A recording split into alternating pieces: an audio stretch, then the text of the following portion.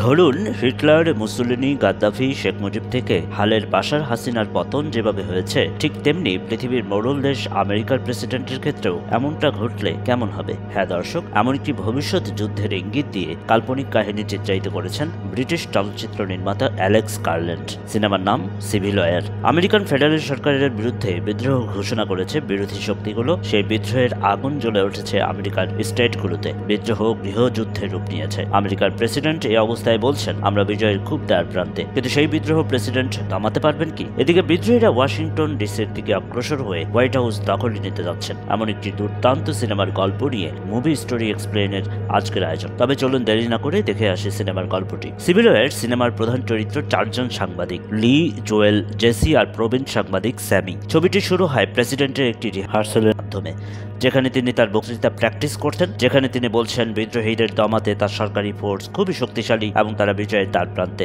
সেই প্র্যাকটিস থেকে তিনি জনসম্মুখেও এই ভাষণ দেন। টিভিতে সেই ভাষণ দেখে তার দিকে তাক করে একটি হোটেল রুম থেকে ছবি তোলেন ফটো সাংবাদিক লি। পরক্ষণে দেখা যায় লিড রুমের জানালা দিয়ে শহরের অদূরে বিস্ফোরণের ঝলকানি। লি সেদিকে তাকায় আর কাঁচে পড়া টেলিভিশনের আমেরিকার মানচিত্রের রিফ্লেকশন সহ মুহূর্তে কেঁপে ওঠে জানালার কাঁচ।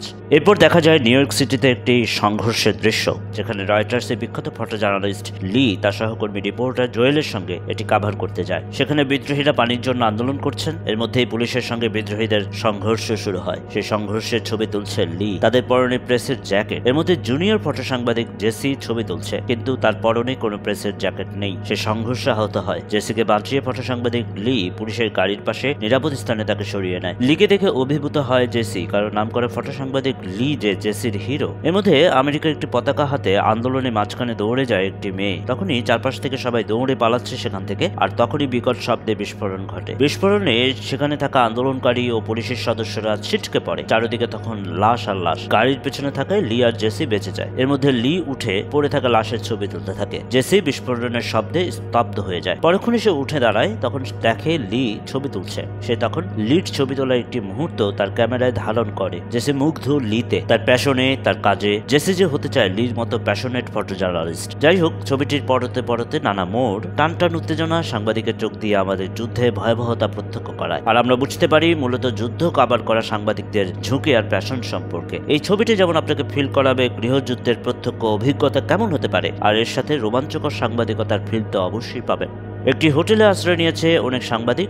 লি, জোয়েল আর তাদের বস, তাদের মেন্টর স্যাম, তারা কথা বলছে প্রেসিডেন্টের আত্মসমর্পণ নিয়ে। তাদের কথোপকথনের মাধ্যমে জানা যায় হোয়াইট হাউসের দিকে ধাবিত হচ্ছে বিদ্রোহীরা। যে কোনো সময় আত্মসমর্পণ করতে পারেন প্রেসিডেন্ট।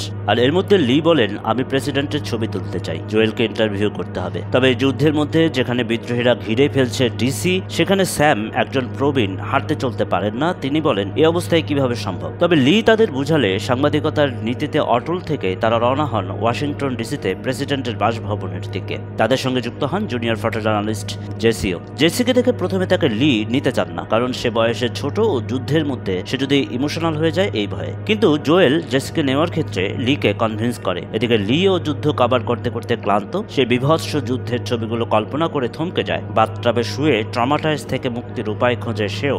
যাই হোক, 857 মাইল দূরত্বের ওয়াশিংটন ডিসিতে প্রেসিডেন্টের বাসভবনের দিকে যাত্রা করে চার সাংবাদিক। যেতে যেতে তারা প্রত্যক্ষ করেন রাস্তায় যুদ্ধের মধ্যে অসংখ্য বিধ্বস্ত ও পোড়া গাড়ির সারি। যেতে যেতে দেখেন এক জায়গায় একটি পাওয়ার গ্রিড পাহারা দিচ্ছে আমেরিকান সৈন্যরা। তারা প্রেসের কার্ড দেখিয়ে সামনের দিকে যেতে থাকেন।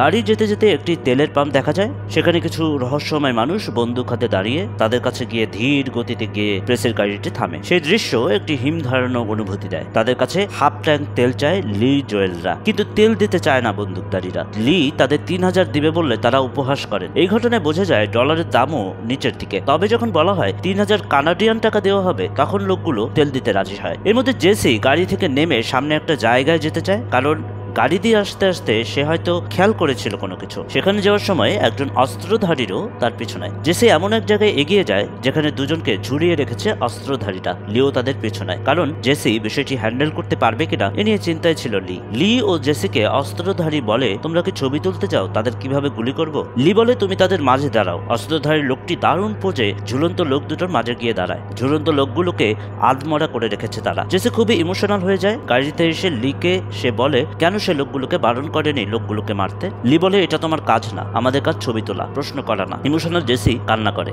স্যাম ও জোয়েল জেসিকে কড়া ভাষায় কথা বলার জন্য লিকে মৃদু ভৎসনা করে। স্যাম বলে ও তো ছোট মানুষ, খুবই শক্ত হয়েছে তাই এমন বলছে। লির মধ্যে ইমোশনে কোনো রিয়াকশন নেই, যেন পাথর হৃদয়ের মানুষ সে। রাতে এক জায়গায় বিশ্রাম নেয় তারা। দূরের আকাশে তখন ক্ষণে ক্ষণে বিস্ফোরণের শব্দের সাথে আলোর ঝলকানি দেখা যায়। বোমা বিস্ফোরণের সাথে সাথে আকাশ লালচে হয়ে উঠছে। এর পাশেই জোয়েল মদ পান করছে, সিগারেট খাচ্ছে লি। দিনে বড় অপারেশন কভার করতে হবে, তাই জোয়েল ও জেসি ঘুমিয়ে পড়ে স্যামও। তবে লি চেয়ারের ঠায় বসেই থাকে। আসলে কি ভাবে লি? আমেরিকার বিদ্রোহী ফোর্স ওয়েস্টার্ন অ্যালায়েন্স, যাদের সংক্ষিপ্ত নাম WA, যারা ক্যালিফোর্নিয়া এবং টেক্সাসের মিলিশিয়া দিয়ে গঠিত, যেটা আগেই প্রেসিডেন্টের কথায় বোঝা যায়। তারা প্রেসিডেন্টকে আত্মসমর্পণ করাতে চায়। তাদের সঙ্গে লি, জোয়েল, জেসিরা যুদ্ধের মধ্যে কাজ করে। বিদ্রোহীরা আমেরিকার আর্মিদের সাথে তুমুল যুদ্ধে লিপ্ত হয়। পাশের একটি ভবন থেকে একের পর এক গুলি করছে আমেরিকান সৈন্যরা। তাদের গুলিতে ঝাঁঝরা হয়ে যাচ্ছে এক বিদ্রোহীর শরীর। সেই ছবি সাহসিকতার সঙ্গে তোলে জেসি। দুর্দান্ত সব ছবি পায় জেসি। লিও তোলে ছবি। দৃশ্যগুলো খুবই রোমাঞ্চকর ও বুকে কাঁপন ধরানো। বিদ্রোহীরা সেই ভবনটি দখল করে। সেখানে আহত এক আমেরিকান সৈন্য তাদের কাছে আশ্রয় চায়, কিন্তু বিদ্রোহীরা তাকে গুলি করে ঝাঁঝরা করে দেয়। যুদ্ধ শেষে পাশে বসে পড়ে জেসি। তার পাশ দিয়ে কিছু সৈন্যকে ধরে নিয়ে ব্রাশ ফায়ার করে ওয়েস্টার্ন ফোর্সের সদস্যরা। যুদ্ধ শেষে সাংবাদিকদের গাড়ি পৌঁছে একটি জায়গায়, যেখানে গিয়ে দেখা যায় প্রচুর বেসামরিক মানুষ যারা সেখানে আশ্রয় নিয়েছে। শিশুরা খেলছে, ঘর ছাড়া নারী পুরুষ আশ্রয় নিয়েছে। সেখানে একটু ফুসরত পায় জেসি ও লি। তারা যেন নিজেদের মধ্যে এ সময় সম্পর্ক আরো ঝালাই করে নেয়। সেখানে জেসি লিকে বলে, আমি যদি মারা যাই তবে তুমি কি আমার ছবি তুলবে? তখন লি বলে, আমাদের কাজ ছবি তোলা। ছবিটাতে পাথর হৃদয় লিকে মোহনীয় লাগে। ঠিক তেমনি মোহনীয় লাগে যখন একটি যুদ্ধহীন জায়গায় একটি শপিং মলে তারা যায়। সেখানে জেসি লিকে একটি পোশাক পরতে বলে। আয়নার সামনে দাঁড়িয়ে মোহনীয় লির দেখা পাওয়া যায়। লির একটি ছবিও তুলে রাখে জেসি। এর ফাঁকে যুদ্ধহীন একটি শহরে রাতে আনন্দে মেতে উঠতে দেখা যায় জেসি আর জোয়েলকে। যেতে যেতে 4 সাংবাদিক একটি নীরব জায়গায় গিয়ে পৌঁছে, যেখানে বড়দিনের উদযাপন শেষ হয়েছে মনে হচ্ছে। জায়গাটা খুবই রহস্যময়, কিছুই বোঝা যাচ্ছে না। দূর থেকে বড়দিনের একটি মিউজিক শোনা যায়। গাড়ি থামে।